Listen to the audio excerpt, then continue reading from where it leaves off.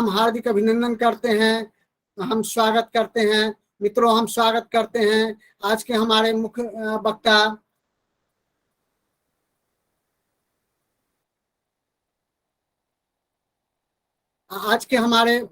मुख्य वक्ता आदरणीय नरेंद्र भाई। जैसा कि मैंने बताया है कि नरेंद्र भाई राष्ट्रीय युवा योजना नई दिल्ली के साथ जुड़ करके लगातार आप काम करते आ रहे हैं, बल्कि देश के विभिन्न कोने में जाकर के आप राष्ट्रीय एकता एवं संस्कृति के लिए आप काम करते रहे हैं। और भारत की संतान जो राष्ट्रीय युवा योजना का अनोखा कार्यक्रम रहा है, जिसमें 18 भाषा का गाना स्वयं आदरणीय डॉक्टर एस.एन. सुब्बा राव जी गाया करते थे और उस पर नृत्य और उसी तरह का पोशाक पहन करके दर्शाया जाता था, भाषा का सम्मान किया जाता था, ये किया जाता रहा है। और उसके आप डायरेक्टर रहे हैं भारत की संतान का। आपके आज के व्याख्यान से हम लोग राष्ट्रीय एकता में संस्कृति की क्या भूमिका है और राष्ट्रीय एकता को बरकरार रखने में किस किस आयाम में युवा आगे बढ़े और उसको किस तरह से समझे, इसका हमें ज्ञानवर्धन होगा। हम आपका हार्दिक अभिनंदन करते हैं, स्वागत करते हैं। हम स्वागत करते हैं आज के इस कार्यक्रम के अध्यक्षता कर रही प्रोफेसर पूनम सिन्हा मैडम का, कि आपके आशीर्वाद से यह कार्यक्रम होना संभव हो पा रहा है। अब बी.आर. अम्बेडकर बिहार विश्वविद्यालय के हिंदी विभाग के आप विभागाध्यक्ष रही हैं और देश के जाने माने कवित्री रही हैं। आपका कविता का विदेशों में भी बड़ा नाम रहा है। हम आपका हार्दिक अभिनंदन करते हैं, स्वागत करते हैं। साथ ही उपस्थित तमाम साथियों का हम हार्दिक अभिनंदन करते हैं, स्वागत करते हैं। जय जगत। अब हम आदरणीय नरेंद्र भाई से आग्रह करते हैं कि कृपया अपने व्याख्यान देने की कृपा करें। सबका बहुत बहुत धन्यवाद और सबका स्वागत है। आदरणीय आज के कार्यक्रम के जो आयोजक प्रयास के प्रभात कुमार जी, जिन्होंने आज इस प्रोग्राम के लिए मुझे इनवाइट किया, इसलिए मैं बहुत बहुत धन्यवाद देता हूं। और आज के इस कार्यक्रम की अध्यक्षता कर रही हैं प्रोफेसर पूनम मैडम जी, इनका भी मैं बहुत बहुत धन्यवाद व्यक्त करूंगा पहले से। और जितने भी युवा साथी हमारे साथ जुड़े हैं उनका भी मैं बहुत धन्यवाद व्यक्त करता हूँ। मैं महाराष्ट्र के एक धुलिया शहर से हूँ, जहाँ पे विनोबा जी को जेल में रखा गया था। विनोबा जी ने यहाँ पे जेल में बैठ के गीता का प्रवचन करते थे और उनके साथ जो एक साने गुरु जी, जो भाई जी जैसे व्यक्ति थे, वो उनके प्रवचन को लिखते थे। और जिसी शहर से मैं हूँ और तमाम सभी जो हमारे साथी जुड़े हैं उनका इसलिए बताना चाहता हूँ कि धुलिया शहर महाराष्ट्र में लोग ज्यादा भी नहीं जानते हैं। महाराष्ट्र के जानते हैं लेकिन अन्य भारत के लोग नहीं जानते, इसलिए ये जो एक अच्छी विनोबा जी की कर्म भूमि मानी जाती है और साने गुरु जी की भी कर्म भूमि मानी जाती है। क्योंकि साने गुरु जी ने एक बहुत अच्छा सुंदर मराठी में गीत बनाया था, वो था खरा तो एकची धर्म जगाला प्रेम अर्पावे। इसका मतलब था धर्म तो एक ही सच्चा, जगत को प्यार देवे हम। और हम देख रहे हैं कि उन्होंने कई साल पहले इस देश की एकता को मजबूत करने के लिए उन्होंने उस गीत के माध्यम से लोगों को जनजागृत किया था।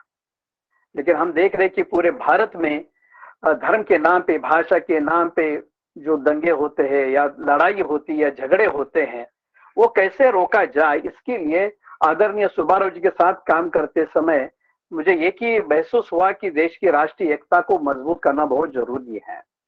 क्योंकि मैं बाबा आमटे के साथ मैंने काम किया। बाबा आमटे का जो भारत जोड़ो का नारा था, उन्होंने जो बुलंद किया पूरे भारत में, और उसी को लेके हम देश को एकता और मजबूत के माला में बांधना चाहते हैं। वैसे तो देखा तो भारत तो बहुत अच्छा सुंदर देश माना जाता है पूरे वर्ल्ड में, क्योंकि पूरे भारत में अगर देखा जाएगा तो भारत में के जितने भी धर्म हैं उसमें से सबसे मेन जो 4 धर्म भारत में जन्म हुए हैं, हिंदू, जैन, सिख और बौद्ध धर्म। ये 4 धर्म अगर भारत में जन्म लिए हैं और पूरे वर्ल्ड में देखे जाएंगे तो 11 धर्म हैं। और भारत में 8 धर्म के लोग रहते हैं, उसमें है हिंदू, मुस्लिम, सिख, ईसाई, जैन, पारसी, बौद्ध, बहाई। ये 11 धर्म के लोग भारत में, ताऊ, संतो और यहूदी, ऐसे 11 में से 8 धर्म के भारत में लोग रहते हैं। 11 धर्म पूरे वर्ल्ड में माने हैं। और उसमें अगर भारत में 4 धर्म का जन्म हुआ है तो हमारे लिए तो बहुत गर्व की बात है। क्योंकि पूरे वर्ल्ड में सबसे ज्यादा धर्म हमारे भारत में जन्म लिए हैं, और ये जो बौद्ध धर्म भारत में जन्म लिया, लेकिन पूरे वर्ल्ड में, पूरे जगत में वो एक शांति का संदेश देता है। लेकिन हमारे ही भारत में धर्म के नाम पे बहुत बार दंगे फसाद हुए, जैसे कानपुर में, गोधरा में, ऐसे कई जगहों पे बहुत सारे दंगे फसाद हुए। तो आदरणीय भाई जी सुब्बाराव जी के साथ जब मैं काम करने लगा तो इन जहां जहां दंगे फसाद होते हैं वहां पे यूथ को लेके वो शिविर चलाते हैं, ताकि यूथ के माध्यम से वहां पे देश में एकता और शांति का प्रयास किया जाए। और इसी कारण से कि पूरे हमारे शिविरों में सर्वधर्म प्रार्थना का आयोजन किया जाता है। वो केवल 4 दीवार के अंदर बैठ के सर्वधर्म प्रार्थना नहीं करते थे, वो सबको लेके पब्लिक में लेके जाते थे और वहां पे सर्वधर्म की प्रार्थना करते थे, ताकि उस धर्म की प्रार्थना के से लोग एक अच्छा संदेश ले। जैसे कहा जाता है कि वैर से न कदापि भी मिटते वैर है कहीं, मैत्री ही से मिटे वैर यही धर्म सनातन बोलता है। जीतो अक्रोध से क्रोध, साधुत्व से असाधु को, कंजूसी दान से जीतो झूठ से सत्यवाद को। क्षमा मैं चाहता सबसे, मैं भी सबको करूं क्षमा, मैत्री मेरी सभी से हो, किसी से वैर हो नहीं। मतलब अगर हम सभी धर्म की प्रार्थना को या उसके जड़ को देखते हैं तो उसमें एक ही संदेश दिया है कि किसी को हिंसा करो, मारो, काटो, ये कभी नहीं लिखा है। उसमें अहिंसा का ही संदेश उन्होंने दिया गया है, और यही संदेश हमारे बीच में आदरणीय भाई जी ने हम सबके बीच में दिया है।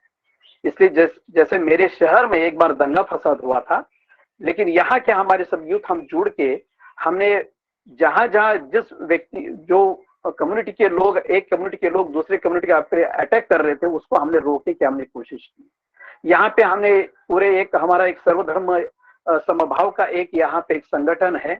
ऐसे हमारे सभी सोशल समाज में काम करने वाले साथी एक साथ मिलते हैं, और वहां पे हम हर संडे को, महीने के लास्ट संडे को वहां पे सभी धर्म की प्रार्थना करते हैं और कोई विषय पे चर्चा करते हैं।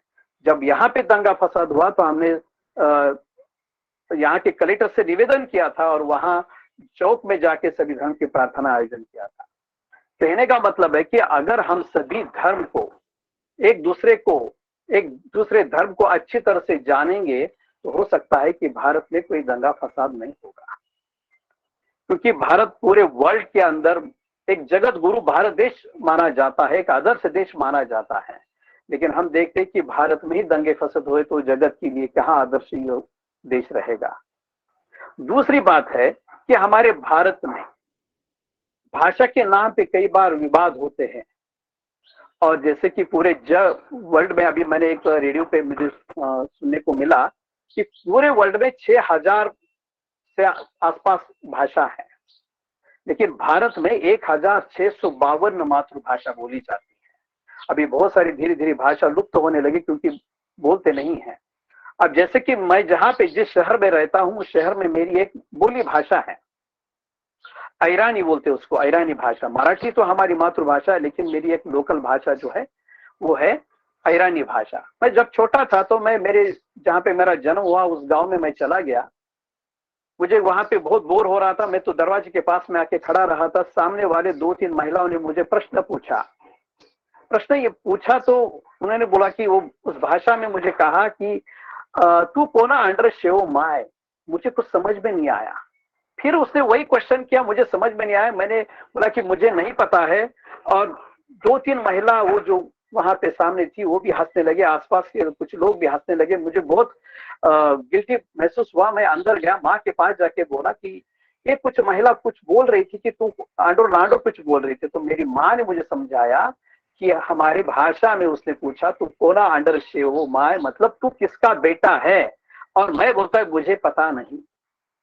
तो ये भाषा का जो मजाक कभी कभी होता है या नहीं समझ में आता है तो हम उसको मजाक लेवल पे लेते हैं, क्योंकि भाषा के नाम पे कई बार विवाद हो चुके हैं। जैसे साउथ के लोग बोलते हैं कि हिंदी को अपनाते नहीं, हमारे हिंदी भाषिक लोग बोलते हैं कि साउथ के लोग हिंदी को अपनाते नहीं।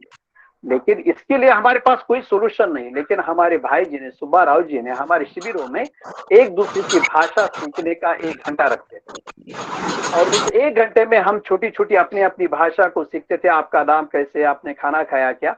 इससे क्या होता था कि जो साउथ के लोग जो है जिनको हिंदी नहीं आता था वो थोड़ा थोड़ा हिंदी बोलने लगे।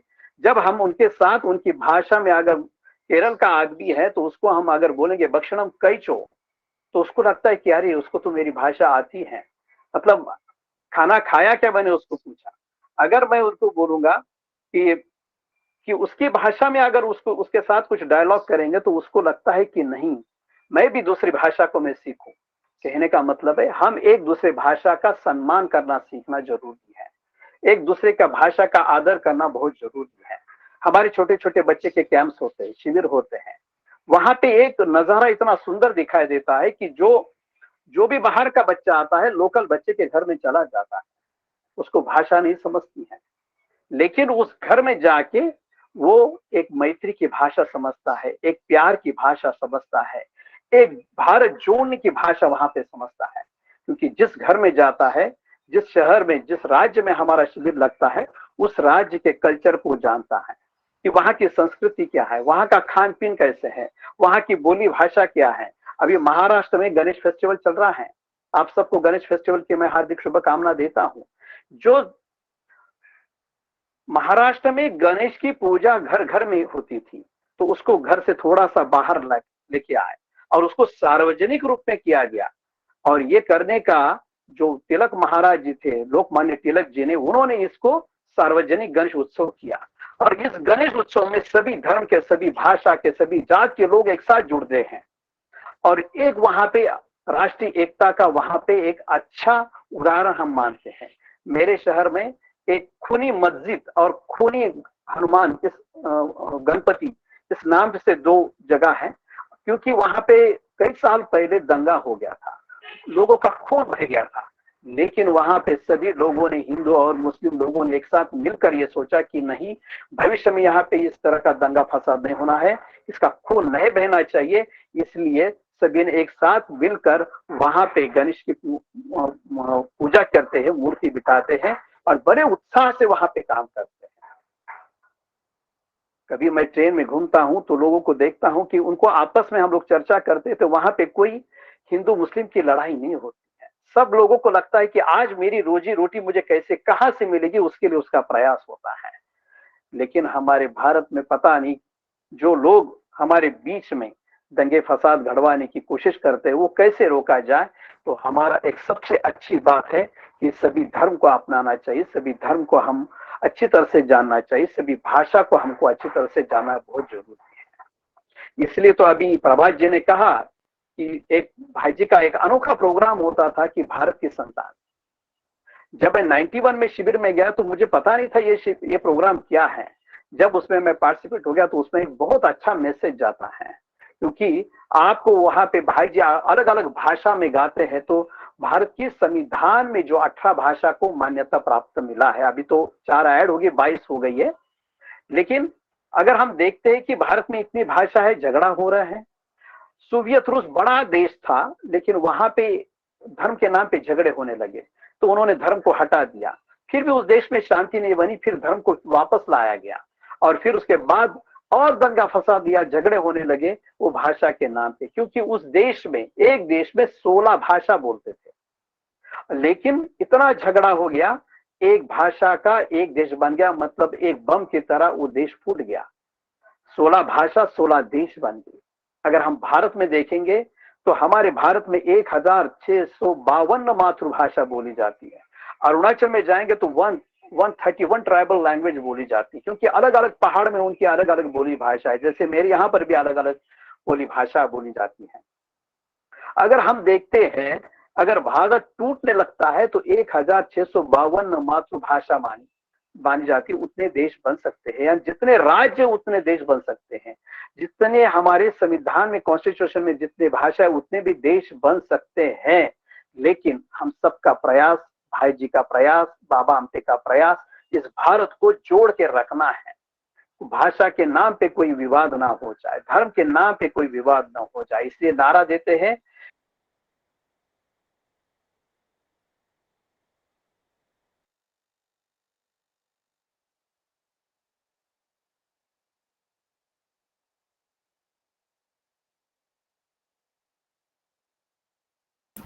सर आवाज नहीं आ रही है आपकी।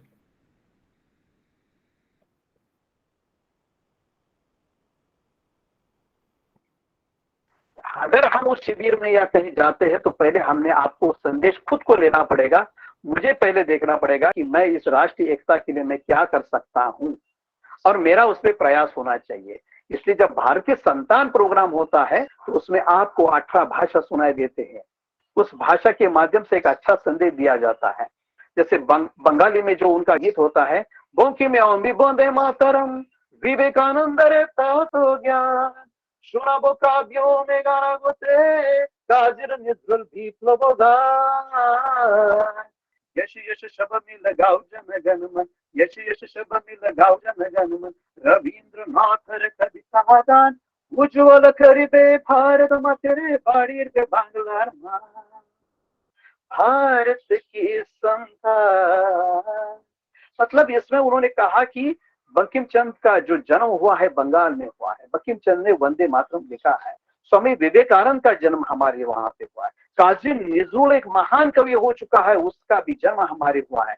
और हमारे देश का और हमारे बांग्लादेश का जिन्होंने राष्ट्रगान लिखा है जनगण मन जान और वहां का, तो यह हमारे भारत में रविन्द्रनाथ टैगोर जैसा व्यक्ति का हमारे प्रांत में जन्म हुआ है। लेकिन यह हमारे देश के लिए है। कहने का मतलब उस गाने में वो हर राज्य के गीतों में उसमें उस भाषा में उनका वहां का एक परिचय दिया जाता है। और ताकि आप देखेंगे कि वहां की 18 भाषा कैसी है, फिर वहां की वेशभूषा कैसी है। हर एक राज्य का वेशभूषा अलग अलग है और वहां का कल्चर क्या है। जैसे पंजाब का भांगड़ा है, आसाम का बिहू है, गुजरात का दांडिया है, ये सब आपको यहाँ पे देखने को मिलेगा। अभी नवरात्रि में तो गुजरात में बहुत बड़ा उत्सव होता है, गरबा उत्सव। घर घर गली गली में दांडिया का उत्सव होता है। लेकिन वहां पे ऐसे उत्सव में कोई जात धर्म भाषा कोई नहीं देखते हैं, सब लोग उसमें जुड़ जाते हैं। तो ये भारत के संतान के माध्यम से विविधता में एकता कि अन्य भिन्न भाषा भिन्न वेश, भारत अपना एक देश का एक अच्छा सुंदर मैसेज देने वाला ये प्रोग्राम हम लोग करते हैं। और इस प्रोग्राम के लिए पूरे भारत में मैं कर चुका हूं अभी तक मेरे हिसाब से इसमें 10,000 से लड़का लड़की यूथ हमारा छोटे छोटे बच्चों उसमें पार्टिसिपेट हुए हैं। लेकिन जब हम प्रोग्राम करते हैं तो केवल ये फैशन शो नहीं है, ये नहीं बताते, हम बोलते हैं ये मैसेज शो है। जब हम एक कार्यक्रम करते हैं तो उन सब बच्चों को सिखाते हैं कि ये क्यों करने की आवश्यकता है। प्रश्न हम पूछते हैं कि देश में भाषा के नाम पे झगड़ा होना चाहिए क्या? सब बोलते हैं नहीं। क्या भाषा के नाम पे देश का बंटवारा हो के अलग अलग होना चाहिए? नहीं। तो कहने का मतलब है देश को एकता मजबूत करने के लिए सबसे पहले हमको संदेश लेना पड़ेगा और फिर लोगों को संदेश देना पड़ेगा। मैं आपको बताना चाहूंगा, मैं सिंगापुर, तुर्की, लंदन, बांग्लादेश, श्रीलंका में जाके इस प्रोग्राम को भाई जी के साथ किया है। भाई जी के साथ अमेरिका जाना था, लेकिन अभी हम लोग तो भाई जी के साथ हमारे बीच में नहीं रहे तो नहीं जा सकते हैं। लेकिन तुर्की में वहां पे कम से कम 100 देशों के लोग आए थे और वहां पे जब हमने भारत के जो हमारी नौजवान गए थे, हम सब ने भारत के संतान वहां पे प्रेजेंट किया। उसमें हमने कश्मीरी भाषा के लिए और गोवा की कोंकणी भाषा के लिए वहां के ऑर्गेनाइजर को हमने पार्टिसिपेट करवाया था। मलेशिया की एक लड़की को मणिपुरी बना दिया था। और जब ये प्रोग्राम होने के बाद उन्होंने देखा कि भारत कितना सुंदर देश है, कितनी विविधता है, कितना सुंदर उसकी अलग अलग भाषा है। इसलिए भारत के बाहर के जो लोग भारत को जगत गुरु इसलिए मानते हैं कि भारत में इतनी विविधता है, इतने अलग अलग वेशभूषा है, इतनी अलग अलग संस्कृति है। अब देखो, हर त्योहार अगर हम देखते हैं तो जैसे हम लोग दीपावली हो या रक्षाबंधन हो, हम अपने परिवार में एकता को जोड़ने की हमारे यहाँ पे कोशिश होती है। ऐसे कोई भी विदेश में या ऐसे प्रोग्राम या ऐसे कल्चर या ऐसी संस्कृति कभी नहीं दिखाई देती है जो भारत में है। इसलिए भारत एक आदर्श गुरु भारत देश है, इसलिए वो रहना भी चाहिए। इसलिए हम सबका प्रयास होना चाहिए कि देश के लिए एकता का बहुत जरूरी है, उसको मजबूत करना चाहिए। अगर हम देखते हैं कि पूरे भारत में अलग अलग खान पीन है, अगर हम तो बिहार में जाते हैं तो दही चूड़ा भी खाते हैं, तो एक लिट्टी चोखा भी खाते हैं। वहां का खान पीन कैसा है? जैसे महाराष्ट्र में आएंगे तो पूरन पोली मिलेगा, एक झुड़का भाकर मिलेगा। साउथ में जाएंगे तो इडली डोसा उत्तप्पा मिलेगा। मतलब भारत में खान पीन भी बहुत अलग अलग है। जैसे उस प्रांत की जो एटमॉस्फेयर है उसके हिसाब से वहां की खान पीन बनी है।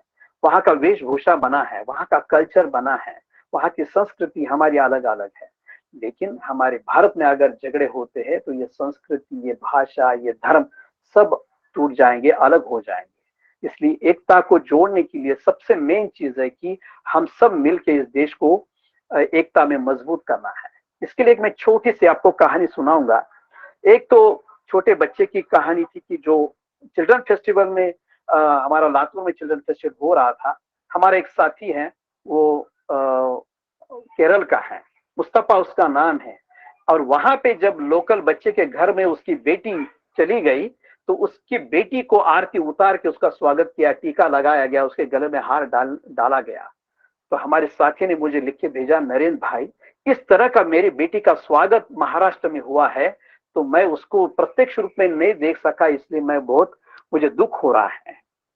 क्योंकि वो चाहता है, ठीक है कम्युनिटी कौन सी भी हो, लेकिन हमारे भारत में इस तरह के सांप्रदायिक दंगे नहीं होना चाहिए। इसलिए एक छोटा सा चिल्ड्रन फेस्टिवल के माध्यम से हमारा प्रयास होता है। वहां पे हम नहीं देखते कि कौन से धर्म का है, उसी धर्म का लड़का या लड़की उसके घर में जाना चाहिए, नहीं, अलग अलग धर्म के लोग जाते हैं, अलग अलग भाषा के लोग उनके घर में जाते सीखते हैं। और ये प्रयास हम सबका होना चाहिए। इसलिए तो बाबा आमटे ने भारत जोड़ को रखने के लिए बोला है, और भाई जी का वही संदेश आगे बढ़ाना हम सबकी कोशिश है। हमने तो महात्मा गांधी जी को नहीं देखा, लेकिन भाई जी जैसे गांधीवादी को हमने देखा है, जो कोई स्वार्थ नहीं, निस्वार्थ भाव से जहां पे दंगा फसाद होता है, कोई नैसर्गिक आपत्ति से हम सबको यूथ को वहां पे लेके जाते हैं और वहां पे प्रयास करते कि उन लोगों की मदद की जाए। दंगे फसाद में हम लोग शांति का संदेश देने के लिए चले जाते हैं। एक छोटी सी कहानी आपको बताऊंगा। ये मेरा शरीर है, आपका शरीर है, ये शरीर की एक छोटी सी कहानी है कि शरीर के सभी पार्ट जो होते हैं उनकी एक मीटिंग होती है और वो कहते हैं कि सबसे श्रेष्ठ कौन है। आंखें बोलता है मैं सबसे श्रेष्ठ हूँ, तो बोले कैसे, अगर मैं हूं तो सारी दुनिया दिखती नहीं, तो कहाँ दुनिया दिखाई दे। कान बोलता है अरे मैं सबसे ग्रेट हूँ, मैं सबसे श्रेष्ठ हूँ, आप सुन सकते हैं तो सब कुछ आपको समझ में आएगा, नहीं तो नहीं समझ में आएगा। सब अपना अपना श्रेष्ठत्व बनाते हैं, बताते हैं, लेकिन कोई क्या श्रेष्ठ है क्या है कुछ नहीं हो पाता है, डिसीजन नहीं हो पाता है। तो सब मिलके एक डिसीजन करते हैं कि एक एक पार्ट शरीर का एक एक दिन छुट्टी के लिए चला जाएगा। तो मेरे शरीर से आंखें निकल जाती हैं, लेकिन मेरा शरीर अंधा बोल के चलता है। दूसरे दिन आंखें वापस आती है, दूसरे दिन कान निकल जाता है, शरीर बहरा बोल के चलता है, फिर वापस आता है, एक एक पार्ट जाता है आता है जाता है आता है, शरीर चलता रहता है चलता रहता है चलता रहता है। फिर सबसे लास्ट में हार्ट बोलता है मैं भी जाऊंगा, दिल हृदय बोलता है मैं भी जाऊंगा। और जैसे वो हृदय शरीर से बाहर निकलता है, निकलने की कोशिश करते तो सभी शरीर के पार्ट तड़पने लगते कि मत जाइए मत जाइए। तो हार्ट जो हृदय पूछता है आप जाने के बाद अगर शरीर चला है तो मैं भी जाने के बाद शरीर चलना चाहिए। लेकिन हमारे यहाँ पे साइंस डॉक्टर बोलते हैं जिसका हार्ट फेल हो गया उसका शरीर पूरा मृत हो गया, कितने भी उसके आंखें कान नाक मुंह इतना भी सुंदर है वो कोई हमारे काम का नहीं है, सब मृत हो जाए। कहने का मतलब है कि अगर मेरे शरीर पे सभी पार्ट की आवश्यकता है, लेकिन सबसे मेन मेरे शरीर की हार्ट की भी आवश्यकता पड़ेगी, होना ही चाहिए। ये तो मेरी शरीर की कहानी हो गई। अगर मैं इसी शरीर की कहानी मैं अपनी भारत देश की कहानी मानता हूं, अगर मेरा एक कान समझो कि हमारे हिंदू धर्म है, हिंदू धर्म निकल गया रहा या नहीं रहा है तो देश चलने वाला है, मुस्लिम धर्म रहे या न रहे देश चलने वाला है, कोई भी धर्म रहे या न रहे देश चलने वाला है। लेकिन जैसे मेरे शरीर को सभी पार्ट की आवश्यकता है, वैसे मेरे भारत देश को सभी धर्म की आवश्यकता है, सभी भाषा की आवश्यकता है, सभी संस्कृति की आवश्यकता है। अगर ये नहीं रहेगा तो हमारा भारत देश कुछ भी नहीं रहेगा। लेकिन अगर मेरे शरीर को मेन जो है कि सबसे मेन क्या है, हार्ट की अगर आवश्यकता है, होनी ही चाहिए, वैसे हमारे देश को एकता की आवश्यकता है। अगर हमारे बीच में यूनिटी नहीं रहेगी तो ये आपस में झगड़े दंगे फसाद होते रहेंगे। मैं भाई जी के साथ गंगापुर सिटी में गया था, वहां पे बड़ा दंगा हो गया था और वहां पे हम जेल में गए और भाई जी ने तो 654 डाकू को आत्मसमर्पण करवाया था। और वहां पे भाई जी कहानी सुना रहे थे कि वालिया का वाल्मीकि ऋषि कैसे बन गया। तो उस कहानी में जो नारद मुनि मिले और वहां से उसका क्या बोलते हैं कि माइंड को टर्न करते गया, परिवर्तन वहां पे हो गया। और जब ये कहानी बता रहे थे मेरा ध्यान कहानी पर नहीं था, मेरा ध्यान था कि एक 2-4 नौजवान वहां पे कोने में बैठ के रो रहे थे। तो सब होने के बाद मैंने उनको पूछा, जेलर को पूछा कि इनका क्या प्रॉब्लम है। तो उन्होंने बोला, सर यहाँ पे जब दंगा फसाद हो गया था इसमें ये पकड़े गए हैं और अभी इनकी जो पूरी की पूरी लाइफ है कहीं ना कहीं जेल में सड़ते रहेंगे, उनका जीवन पूरा बर्बाद हो गया है। इसलिए हमारे जो नौजवान है उनको सही दिशा देने का काम हमारे भाई जी ने किया है, बाबा आमटे ने किया है। डॉक्टर बाबा साहेब अम्बेडकर ने तो हमारे जो संविधान में सब कुछ अच्छी तरह से हमारे गाइडलाइन हमको दी गई है कि धर्म भाषा के लिए हमारे जो संदेश है वो हमारी बहुत जरूरत है और उस संदेश को लेके जाना हमारा काम है।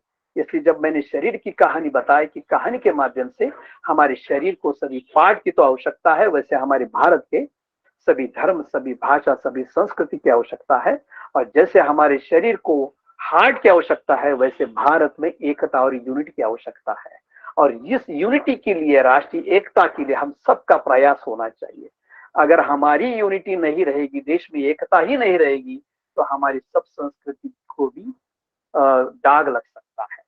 और भाई जी का जो मेन उद्देश्य है कि जहाँ पे गांधी जी ने सर्वधर्म प्रार्थना को आगे लेके गए वैसे भाई जी ने लेके गए और आज हमको उसको लेके जाना हमारी सबकी जिम्मेदारी बनती है, हमारा कर्तव्य बनता है कि देश में ज्यादा से ज्यादा दंगे फसाद होने की कोशिश ही नहीं होनी चाहिए, उसको कहीं ना कहीं रुकना ही चाहिए। इसलिए सभी धर्म की हम लोग एक दूसरे को, सभी भाषा की, वहाँ की संस्कृति को अच्छी तरह से समझना जरूरी है और एक दूसरे का, सभी धर्म का सम्मान करना सीखना जरूरी है, सभी भाषा का सम्मान करना जरूरी है, ऐसा मुझे लगता है। क्योंकि मैं तो मैडम जैसे प्रोफेसर तो हूं नहीं मैं लेकिन जहां जहां मैं शिविरों के माध्यम से मुझे कुछ अनुभव मिलते हैं वो अनुभव सबके सामने रखने की मैं कोशिश करता हूँ। आशा करता हूँ कि आज ये मेरा क्या बोलते हैं, मेरे जो अनुभव है आपके सामने रखने को मुझे मिला है, उसके लिए मैं बहुत बहुत धन्यवाद देता हूँ। आप सब हमारे साथ जुड़ गए हैं, लेकिन भारत को जोड़ के रखना ये सबसे हमारी महत्वपूर्ण बात है। इसके लिए भारत को जोड़ के रखो। धर्म के, जैसे हम लोग बोलते हैं कि सब धर्मों का हो सम्मान, मानो मानो एक समान। सबका सम्मान करना है तो धर्म का सम्मान होगा तो मानव का सम्मान होगा और मानव सेवा ही ईश्वर सेवा, ऐसे मैं मानता हूँ। बहुत बहुत धन्यवाद आप सबका। बहुत बहुत धन्यवाद आदरणीय नरेंद्र भाई को। आपका बहुत सुंदर यशस्वी व्याख्यान हुआ। हम कहते हैं भिन्न भाषा भिन्न वेश फिर भी भारत एक देश, इसी नारा एवं विश्वास के साथ हम तमाम राष्ट्रीय युवा योजना के साथ ही काम करते आ रहे हैं और नौजवान के मन में यह भावना भरने की जरूरत है कि भिन्न भाषा भिन्न वेश, भारत अपना एक देश। तो अब हम इस कड़ी को आगे बढ़ाते हुए इस कार्यक्रम की अध्यक्षता कर रही प्रोफेसर पूनम सिन्हा मैडम से सादर अनुरोध करते हैं कि अभिनंदन करते हैं, अनुरोध करते हैं कि कृपया आप अध्यक्षीय भाषण देने की कृपा करें। आदरणीय प्रोफेसर पूनम सिन्हा मैम। सबसे पहले मैं प्रेस संस्था के निदेशक श्री प्रभात जी को धन्यवाद देती हूँ कि उन्होंने नरेंद्र भाई को सुनने का अवसर दिया। सबसे महत्वपूर्ण बात जो यह है कि इन्होंने जो भी चर्चा की है वह सैद्धांतिक नहीं है, किताबों में पढ़ी हुई बात नहीं है, बल्कि उन्होंने जीवन में जो अनुभव किया और इस राष्ट्रीय एकता के लिए ये लोग एक समूह में जो निरंतर प्रयासरत हैं, कर्मरत हैं और उसके आधार पर इन्होंने जो ज्ञान प्राप्त किया, जो अनुभव प्राप्त किया, उस अनुभव का निचोड़ इन्होंने हमारे सामने रखा है। यह बड़ी बात है। इन्होंने कई महत्वपूर्ण बिंदुओं पर प्रकाश डाला है और जिसका निष्कर्ष निकलता है कि सांस्कृतिक वैविध्य के बीच भी हमारे देश में हिमालय से लेकर कन्याकुमारी तक एकता की अंतरधारा प्रवाहित है। एक यह महत्वपूर्ण बात सामने आई दूसरी बात जो इनके व्याख्यान से सबसे महत्वपूर्ण बात सामने आई कि हमें भी दूसरे की भाषा, दूसरे की संस्कृति का आदर करना होगा, तभी उनका लगाव, उनका झुकाव हमारी भाषा और हमारी संस्कृति के प्रति होगा। ऐसा है कि राष्ट्र क्या है, अपनी सीमाओं के साथ वह भौगोलिक इकाई है, लेकिन इसके जो नागरिक हैं, राष्ट्रीय एकता उन पर निर्भर करती है। एक दूसरे के प्रति आदर का भाव हो, एक दूसरे की विविधता का सम्मान करें, एक सामाजिक न्याय का भाव हो और राष्ट्र की सुरक्षा के लिए अपना सर्वस्व न्यौछावर करने के लिए तत्पर रहे, तत्परता का भाव हो। तो यही ना राष्ट्रीय एकता है। और इन्होंने बड़ी अच्छी बात कही कि यहाँ विभिन्न भाषाएं हैं। अंग्रेज जो हमारे बीच में थे तो कुछ कुछ करते रहते थे, क्योंकि वे यहाँ की बहुभाषिकता, यहाँ के बहुसांस्कृतिक जो परिवेश है उसको नहीं समझ पाए थे। लेकिन हम तो इस देश में रहते हैं और भारत एक बहुभाषिक, बहुसांस्कृतिक, बहुधर्मी और बहुजातीय देश है। इसलिए संस्कृति की भी अनेक पढ़ते हैं। संस्कृति अपने आप में एक मूल्यबोध है। यह मनुष्य के जीवन और उसके अस्मिता को नियंत्रित करता है, किंतु इस संस्कृति की भी अनेक पढ़ते हैं। इसलिए आप लोग सुनते होंगे एक मुख्य संस्कृति है, कुछ लोग उसको कहते हैं कि लोक संस्कृति की चर्चा करते हैं, कुछ लोग उसको सह संस्कृति कहते हैं, कुछ लोग उसको उप संस्कृति कहते हैं। तो यह जो केंद्रीय संस्कृति है, बहुसंख्यकों की संस्कृति है, भारत की संस्कृति सिर्फ वही नहीं है, हमें लोक संस्कृति को भी अपनाकर चलना होगा। वो जनजातीय क्षेत्र की है, उनकी भी अपनी संस्कृति है, और उनकी संस्कृति को हम मिटा देंगे तो भारत की जो एकता और अखंडता है कहीं ना कहीं वो भी खंडित होगी, कहीं ना कहीं उस पर एक घाव लगेगा। इसलिए वो जो वनवासी हैं, आदिवासी हैं, जनजातीय हैं, उन जनजातीय लोग हैं, उनकी भी संस्कृति की रक्षा करना और उनके साथ तालमेल चलाकर मिलाकर हमें चलना होगा। क्योंकि अगर हम एक अभिजात्य भाव से ग्रस्त रहेंगे, क्योंकि संस्कृति का अर्थापन भी शक्ति तंत्र के द्वारा होता है और उसमें कुछ अन्य संस्कृतियां अन्य संस्कृति को मध्यम दर्जे की संस्कृति समझते हैं। इस भावना से हमें ऊपर उठना होगा, क्योंकि द्वैम दर्जे की संस्कृति कोई नहीं होती है, वे भी भारत के उतने ही अपने हैं जितने कि हम लोग मेन स्ट्रीम वाले हैं। तो हम देखेंगे कि उत्तर आधुनिक परिदृश्य में केंद्र और परिधि में टकराहट बढ़ी है, लेकिन हर्ष की बात है कि हाशिए के लोग, परिधि के लोग अब अपनी संस्कृति, अपनी अस्मिता, अपनी भाषा वगैरह को लेकर पूरे आत्मविश्वास के साथ हमारे सामने आ खड़े हुए हैं और हमें उन्हें आदर देना होगा, मान देना होगा। संस्कृति किस ढंग से राष्ट्रीय एकता का नियामक हो सकती है, इसका उदाहरण नरेंद्र भाई ने बड़ा अच्छा दिया कि महाराष्ट्र में गणपति पूजा की परंपरा चली और उस पूजा में भाव विभोर होकर लोग बिल्कुल सब कोई, विभिन्न धर्म और संप्रदाय के लोग आपस में बंध गए और एकता की सृष्टि हुई। इसी ढंग से बंगाल में दुर्गा देवी को भारत माता की सुकन्या के साथ जोड़ा गया और हमारे यहाँ तो वेद में भी पृथ्वी को माता कहा गया है। हमारे यहाँ जब स्वतंत्रता आंदोलन चल रहा था तो देश की परिकल्पना मातृ रूप में की गई। अब माता कितनी पूज्य हो सकती है, उसका कोई बेटा किसी शक्ल सूरत का हो, कोई भाषा बोलता हो, कोई वस्त्र पहनता हो, लेकिन जहां तक माँ की रक्षा का सवाल होगा, वे अलग अलग भिन्न भिन्न मिजाजों के होते हुए भी, भिन्न भिन्न संस्कृतियों के होते हुए भी आपस में एकजुट होकर माँ की रक्षा करेंगे। इसलिए सबसे बड़ी बात है कि नरेंद्र भाई ने जो कुछ भी कहा है उसको उन्होंने जिया है, उन्होंने अनुभव किया है और उन अनुभवों के आधार पर एक निचोड़ हमारे सामने प्रस्तुत किया है और जिसका निहितार्थ है और जिससे एक आवाज उभर कर आई है कि अभी भी जनसामान्य में कोई मनमुटाव नहीं है। शक्ति तंत्र उनको अलग करने की कोशिश करे, लेकिन जनसामान्य में अभी भी एक दूसरे के प्रति प्रेम है, अभी भी सहिष्णुता है। और हम वैदिक काल से ले लें, संगठन संबद्धों की बात करते हैं, साथ चलने और साथ मिलकर काम करने की बात करते हैं।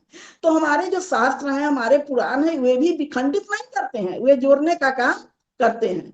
हमारी जो परंपरा है वह समन्वय की दृष्टि और समावेशी दृष्टि पर ज्यादा बल देती है और विविधता का आदर करना सिखाती है, अनेकता में एकता की बात करती है।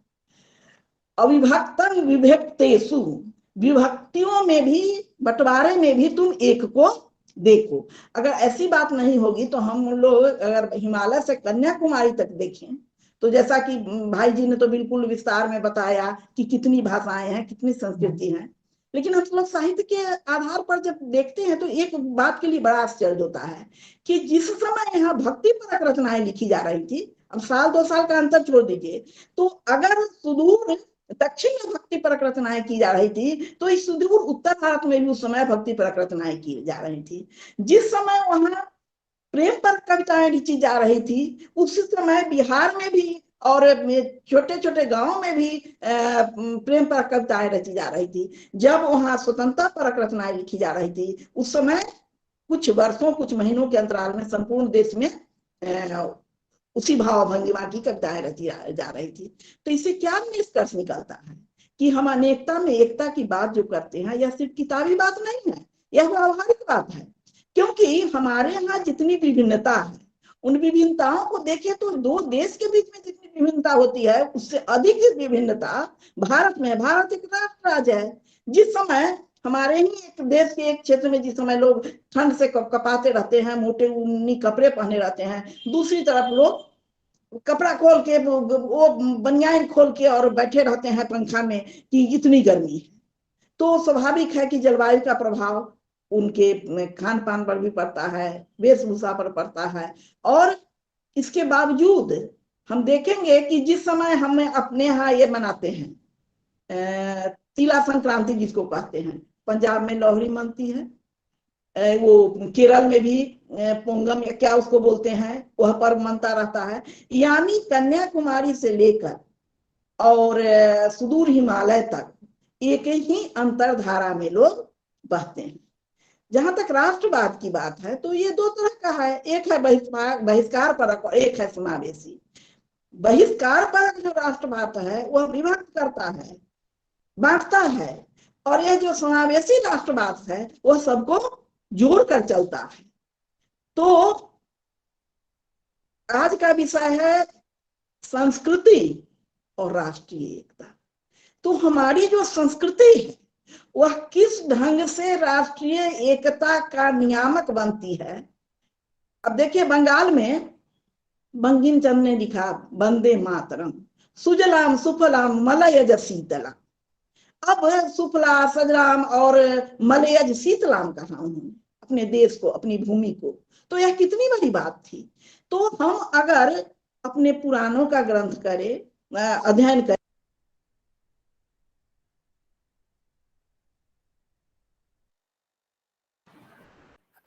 सॉरी मैडम, आप म्यूट हो गई हैं गलती से।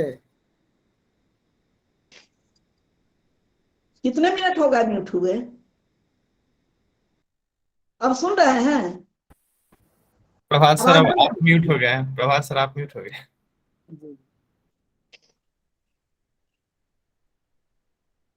मैम फिर म्यूट हो गए। हाँ ठीक है, ठीक है, अब बोला जाए। तो मैं कह रही थी कि संस्कृति किस ढंग से राष्ट्रीय एकता का निर्माण करती है, क्योंकि आज का जो विषय है वह है संस्कृति और राष्ट्रीय एकता।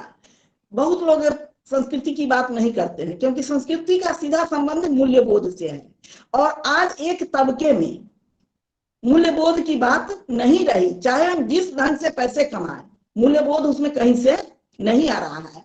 और संस्कृति का सीधा संबंध मूल्यबोध से है। सभ्यता जो है वह आधुनिक सुख सुविधाओं से उसका जुड़ाव है। मान लीजिए यहाँ वह सार्वभौमिक है। मान लीजिए कोई यहाँ कुकर का इस्तेमाल करता है तो सुदूर अमेरिका में भी कर रहा है। कोई यहाँ गैस चूल्हे का, एसी का इस्तेमाल कर रहा है तो सुदूर इंग्लैंड में भी उसका इस्तेमाल कर रहा है। लेकिन यह जो संस्कृति है वह एक परंपरा के रूप में विकसित होती है। परंपरा से काट कर हम संस्कृति को नहीं देख सकते हैं। और हमारी जो संस्कृति है वह समावेशी संस्कृति है, वह काटने की बात नहीं करती है, वह तोड़ने की बात नहीं करती है, वह तो पृथ्वी की शांति की बात करती है। हमारी जो संस्कृति है वह तो वायु की शांति की बात करती है, वह तो समग्र चराचर की शांति की बात करती है। तो हमारी संस्कृति तो विखंडित करने वाली है ही नहीं, वह तो विश्व को भी टुकड़े करने की बात नहीं करती है, और अपने देश के टुकड़े की बात करने की बात तो अलग रही। और हम देखेंगे कि नवजागरण काल में आप देखेंगे कि हमारी जो सांस्कृतिक अस्मिता है उसके कारण नवजागरण ने कितनी तीव्र गति पकड़ी थी। नवजागरण काल में आप देखेंगे कि हम अपनी संस्कृति पर बहुत अधिक जोर रहे थे। आप गौर करेंगे कि जब जब हम संकट में पड़ते हैं तो हम अपने पीछे की ओर मुड़ते हैं। पीछे की ओर मुड़ना क्या है? अपनी परंपरा की ओर देखना, अपनी संस्कृति की ओर देखना, क्योंकि संस्कृति का सीधा संबंध अपनी परंपरा से है। तो इस प्रकार हम देखते हैं कि संस्कृति के बिना तो राष्ट्रीय एकता की कल्पना भी नहीं की जा सकती है।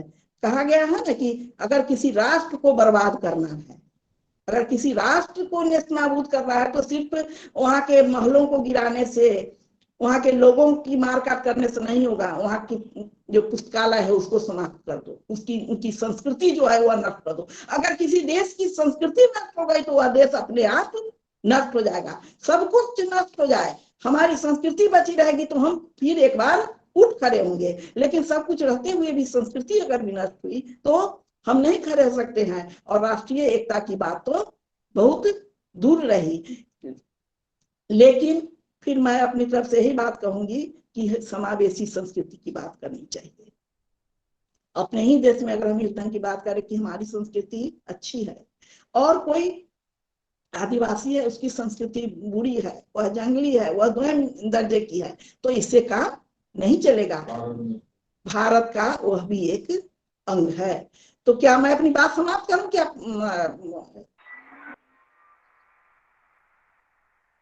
देख लीजिए मैम, कोई नहीं।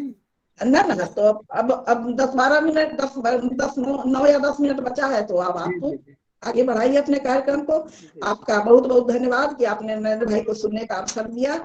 और ऐसा सुनने को कहाँ मिलता है जो बिल्कुल व्यावहारिक हो, अनुभव जन्य हो। यहाँ तो जो घर जा रहे आपने, चलो हमारे साथ, तो वही ये लोग तो आप लोग जो है वह अपना घर छोड़कर और राष्ट्र हित में, अपनी संस्कृति की रक्षा में, राष्ट्रीय एकता के लिए लगे हुए हैं। सबसे बड़ी बात यह है। नमस्कार। इस बहाने मैडम जी आपको सुनने को मुझे मौका मिला तो मैं तो बहुत भाग्यशाली हूँ। जी जी जी, बहुत अच्छा लगा, बहुत अच्छा लगा। उपस्थित तमाम साथियों, आपसे सादा अनुरोध है कि आपके मन में कोई और प्रश्न हो या इस बात में लगता हो कि 1-2 लाइन जोड़ने की आवश्यकता है तो आपका स्वागत है। इसके पूर्व मैं बताऊं कि हमारे बीच जयसिंह भाई साहब जुड़े हैं। जयसिंह भाई साहब भाई जी के द्वारा निर्मित महात्मा गांधी सेवाश्रम के आप संचालक हैं। हम आपसे अनुरोध करते हैं कि आप संस्कृति और राष्ट्रीय एकता विषय पर जो आज अभी परिचर्चा चल रही है उसमें कोई मन में प्रश्न हो या कोई अभिनंदन है, स्वागत है। अरे उनका प्रश्न है, उनका अनुभव सुनना चाहिए हमें तो। सबको जय जगत। जय जगत। प्रभात भाई, बड़ी प्रसन्नता हुई, आप एक अच्छे पहल किया है और हमको बहन जी को भी सुनने को मिला, उनके विचार बहुत ही सुंदर। ऐसे लगता है कि भाई जी का अंश बहुत चारों तरफ फैला हुआ है जो अलग अलग रूप में निकल के आ रहा है। भाई जी के विचार हम ऐसे लगता है कि भाई जी हमारे बीच में है और किसी न किसी के अंदर है। नरेंद्र भाई तो देश भर में भाई जी के संदेश को पहुंचाते ही हैं, तो बड़ा अच्छा लगा। फिलहाल तो इतना ही है कि जो आपने पहल की है उसके लिए आपको बधाई। निरंतर इस तरह से कार्यक्रम आप करते रहिए।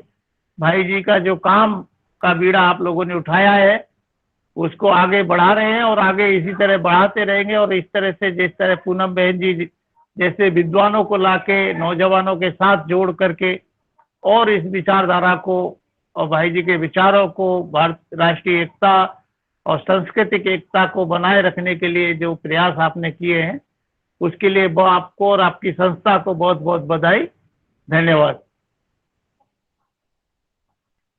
धन्यवाद जयसिंह भाई साहब को। हमारे बीच विजेंद्र भाई उपस्थित हैं। आप कुशीनगर से हैं। आपने राष्ट्रीय एकता एवं सद्भाव शिविर भी आदरणीय भाई जी के नेतृत्व में आपने वहाँ आयोजित किया था। आपके मन में भी कोई प्रश्न हो या बात आगे बढ़ाने की इच्छा हो तो आपका स्वागत है, विजेंद्र जी।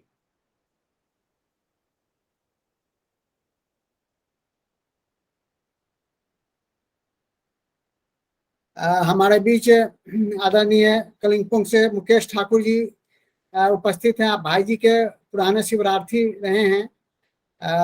आपके मन में भी कोई प्रश्न या बात आगे बढ़ाने की इच्छा हो तो आपका स्वागत है। आप विजेंद्र भाई बोलेंगे?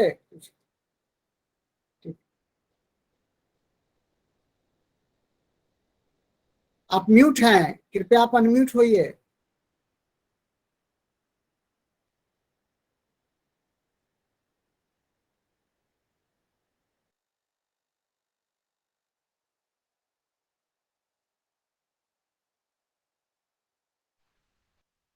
भाई आप, हाँ बोलिए। जी नमस्कार सभी को, जय जगत।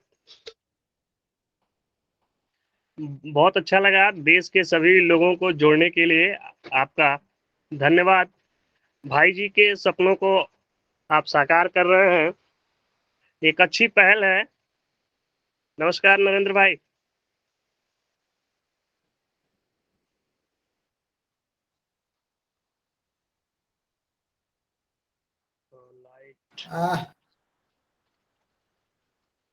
मुकेश ठाकुर भाई से सादा अनुरोध है कि अगर आपके मन में कोई प्रश्न हो या बात आगे बढ़ाने की इच्छा हो तो आपका स्वागत है।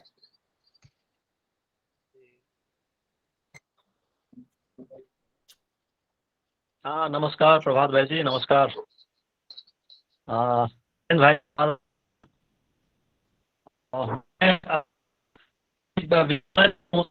मैंने ज्वाइन किया है। एक्चुअली विद्यालय में ही मुझे लेट हो गए थे। मुझे को पता है कि अब विद्यालय रहती है, मुझे नहीं जुड़ पाया, इससे मैं क्षमा प्रार्थी हूँ। लेकिन जैसे मैं आया हूँ विद्यालय से वैसे ही मैं जुड़ गया हूँ। तो बहुत सारी बातें तो मैं नहीं सुन पाया, अंतिम में मैं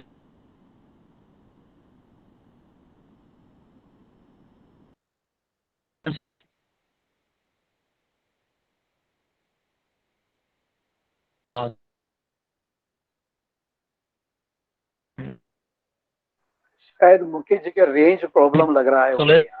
हाँ आवाज आ रही है मेरी क्या? हाँ आ रही है, मेरी आवाज आ रही है? आ रही है, बोलिए।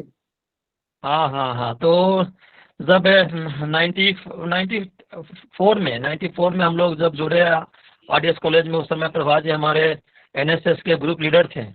और प्रभात जी के माध्यम से फिर अरुण सर से, विकास उपाध्याय सर से, जायसवाल सर से, अशोक भारत जी से होते हुए हम लोग एस एन सुबारा भाई जी के पास पहुँचे और कई कार्यक्रम भाग लेने का मौका मिला। अंतिम भाई जी के साथ जो है मुलाकात हमारी ये जो चंपारण में हुई थी, जो कार्यक्रम अपना मोतिहारी में, उस समय नरेंद्र भाई भी थे। और वो अंतिम कार्यक्रम था, वहाँ से मैं दार्जिलिंग से डायरेक्ट जो है वहाँ पहुँचे थे। मामा भी अभी थे साथ में, मुकेश भाई लोग आए हुए थे। और उसके बाद भाई जी से मुलाकात तो नहीं हुई, लेकिन भाई जी हृदय में है। और भाई जी का जो संदेश है, भाई जी का उद्देश्य है, हम लोग जहाँ भी हैं उसको पूरा कर रहे हैं। प्रभात जी अच्छी तरह जानते हैं कि मैं दार्जिलिंग में हूँ और यहाँ भी भाई जी के विचार को मैं विद्यालय के माध्यम से व्यक्तिगत रूप में भी प्रचार प्रसार कर रहा हूँ। माध्यम हर व्यक्ति के अलग अलग हैं, लेकिन भाई जी के साथ जितने लोग भी जुड़े हुए हैं वो अपने हर माध्यम से, क्या मन कर्म वचन से, जो अपने भाई जी के ही विचारधारा को प्रचार प्रसार कर रहे हैं। और प्रभात जी तो एक संस्था के रूप में प्रचार प्रसार कर रहे हैं, बहुत बड़ी चीज़ें हैं। और हम लोग को हमेशा जोड़ते हैं, जब भी कार्यक्रम होते हैं तो बोलते हैं कि भाई मुकेश जी जुड़िए। लेकिन कई बार व्यस्तता होती है स्कूल के कारण। मैं विद्यालय में हूँ, एक निजी विद्यालय में कार्य करता हूँ, समय का अभाव हो जाता है। उस दिन में मैंने प्रभात भाई जी से कहा था यदि संभव हो तो इसको समय को थोड़ा बढ़ाया जाए, 5 बजे यदि संभव हो तो मैं 4:45 तक तो विद्यालय से आ ही जाता हूँ। तो 5 बजे तक तो बोले कि नहीं संभव नहीं है, और स्वाभाविक है कि अब मेरे एक के चलते तो संभव ही नहीं है। तो फिर भी मैं जैसे आया हूँ मैं ज्वाइन कर लिया हूँ, और समय जितना मिला मैंने सुनने को, मैं आप लोगों को सुना और बहुत अच्छा लगा कार्यक्रम। प्रभात जी की कार्यक्रम अच्छा होती है, हर बुधवार को कार्यक्रम आयोजन करते हैं। और सबसे बड़ी खुशी हो रही है कि नरेंद्र भाई जी को मुझे एकदम फेस टू फेस देखने को मिल रहा है। नरेंद्र भाई जी, एकदम सादर नमन। और आप तो हमेशा क्या भाई जी के प्रतिबिंब ही हैं। और पूनम मैम को मैं थोड़ा सा सुना हूँ, अच्छा लगा उनका भी। और मैं विशेष क्या बोलूँ प्रभात जी, हम लोग तो विचारधारा एक है ही। भाई जी की प्रति छाया ग्रुप में हम लोग हैं ही, जहाँ भी रहेंगे हम लोग भाई जी अपने दिल में है, मन में है, और कर्म के माध्यम से हम लोग भाई जी की विचारधारा को आगे बढ़ाते रहेंगे। और प्रभात जी, ये इस तरह के कार्यक्रम आप आयोजन करते रहिए, हमारी सहयोग आपके साथ है। व्यक्तिगत रूप से वहाँ नहीं मिल पाता हूँ तो क्या हुआ, आज तो ऐसी व्यवस्था है कि हम लोग फेस टू फेस एक दूसरे को देख रहे हैं। और एक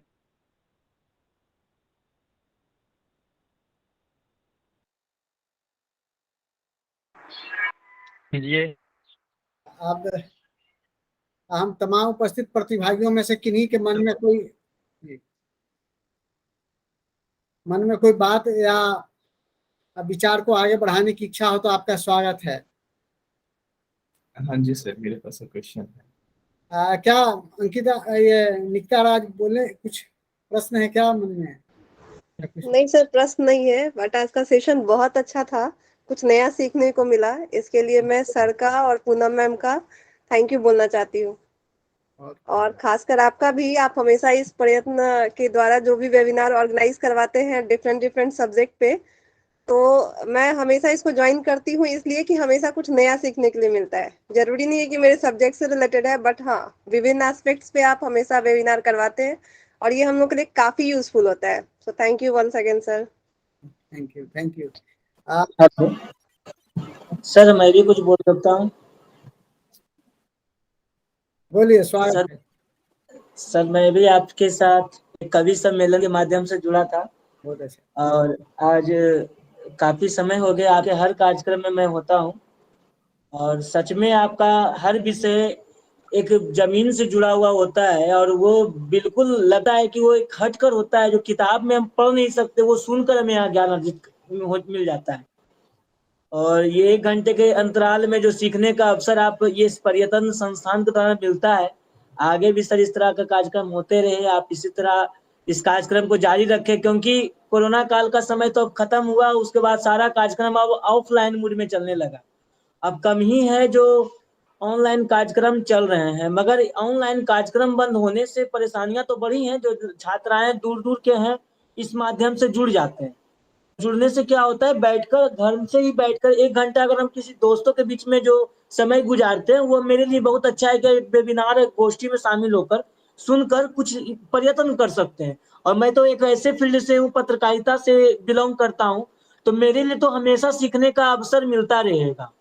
और पत्रकारिता सीधा सीधी बात है कि एक शोधार्थी का ही कार्य है पत्रकारिता करना। एक शोधार्थी का जो जीवन होता है, एक पत्रकारिता का जीवन का भी वही चीज है, अंतर कुछ नहीं है। मैं विद्यार्थी के नजरिए से जुड़ता हूँ, और आपके द्वारा जो बताए गए हैं, मैंने हमेशा इसे डायरी पे हमेशा नोट किया है। और जो जो मैंने लिखे हैं, मैं प्रयास करूंगा कि इसे आने वाले समय में चैनल जब भी शुरुआत करूँ अपना डिजिटल पे, तो इसे लाऊं और उसे लोगों के बीच में अवेयरनेस करने का कार्य करूं। बहुत अच्छा, बहुत अच्छा। चलिए, धन्यवाद आपको। आपको, आप तमाम श्रोता को बताते हुए हर्ष हो रहा है कि आदरणीय भाई जी के निधन के बाद महात्मा गांधी सेवा आश्रम जौड़ा में जो कार्यक्रम हुआ, और उस कार्यक्रम में पूरे भारत से कुछ लोगों को पगड़ी बांधकर और भाई जी के तस्वीर देकर के उनको छोड़ा गया कि आप भारत के विभिन्न कोने में जाएंगे और भाई जी के विचार को आप प्रचारित एवं प्रसारित करेंगे। आप जानते हैं कि doctor S N Subba Rao आदरणीय भाई जी मनुष्य तो थे ही, लेकिन उनका जो जीवन था वो एक विचार था, उनका जीवन एक अनुकरणीय रहा है। उसको हम लोग अनुकरण करके और जहाँ तक संभव होता है हम लोग आगे बढ़ाने का प्रयास करते हैं। तो जय सिंह भाई साहब ने पगड़ी बांधा था, तो उस पगड़ी को संभाल करके और उसके दायित्व को निर्वाह करना एक काम है। तो आपके आशीर्वाद से यह करने का प्रयास कर रहा हूँ।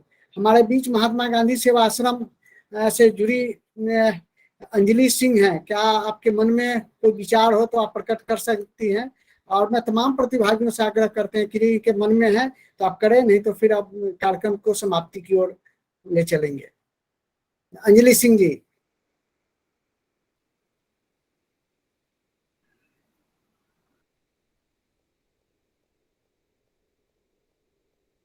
अन्वेष जी, आपके मन में लगता है कुछ है? जी सर, नहीं पहले आप अंजलि जी को बोलने दीजिए, उसके बाद फिर मैं बोलता अच्छा, वो जब तक कनेक्ट होंगी तब तक आप समय का सदुपयोग हो जाए। हूँ। हाँ जी, नरेंद्र सर से मेरा एक सवाल था कि मीन्स जैसा कि आज बहुत ही अच्छा सेशन था सर, आज हम जो टॉपिक पे बात कर रहे हैं संस्कृति एवं राष्ट्रीय एकता, उसमें मेरा सवाल था, अगर समान मौलिक अधिकार किसी के पास, मतलब हमारे पास अगर समान मौलिक अधिकार नहीं हो, हर जगह का, हर स्टेट में जाइएगा हर जगह का अलग अलग है, कल्चर अलग है, वहाँ का खाने पीने का, रहने सहने का हर चीज अलग है, तो सर ये राष्ट्रीय एकता कैसे आएगी इससे, अगर ऐसे अगर चलेगा? अभी वही तो सबका प्रयास है कि समान नागरिक कायदा आ जाए, तो शायद ये जो बीच में दरी है सबकी, वो शायद दूर हो सकते हैं, ऐसा तो मुझे लगता है। लेकिन अब पता नहीं है सरकार या कोई भी उसके लिए कितना वर्क करेगा, मालूम नहीं। जी, मैंने इसलिए पूछा क्योंकि हर जगह आप जाइएगा तो फिर हर जगह का तो कल्चर, खाने पीने, रहने सहने, हर जगह का अलग अलग तरीका है, तो ये वो तो एकता आपको कैसे? जी, वो तो आपको जहाँ पे जाएंगे उस एटमॉस्फेयर के हिसाब से आपको खान पीन मिलेगा, नहीं और सर, उसको कल्चर, अपना अन्य कल्चर भी तो थोड़ा जी डिफरेंट होता है। जी जी अब कल्चर तो सब तरफ तो अलग अलग मिलेगा ही। अगर हम पूरे भारत का एक कल्चर तो नहीं बना सकते हैं, अलग अलग कल्चर है, इसलिए भारत की विविधता बहुत अच्छी है। जी इसलिए जैसे मैंने बताया कि मैं जब तुर्की में गया, तुर्की में हमने ये प्रोग्राम किया, तो वहाँ के जो अलग अलग देश के लोग हैं, जब भारत के संतान पूरा हम लोग बाद में फोटोग्राफी के लिए सब आ गए, तो उन्होंने देखा कि भारत की कितनी अच्छी संस्कृति है, इतनी भाषा है, तो इसको जोड़ के रखना हमारी हमारी क्या बोलते हैं, रिस्पॉन्सिबिलिटी। एक हाँ रिस्पॉन्सिबिलिटी है।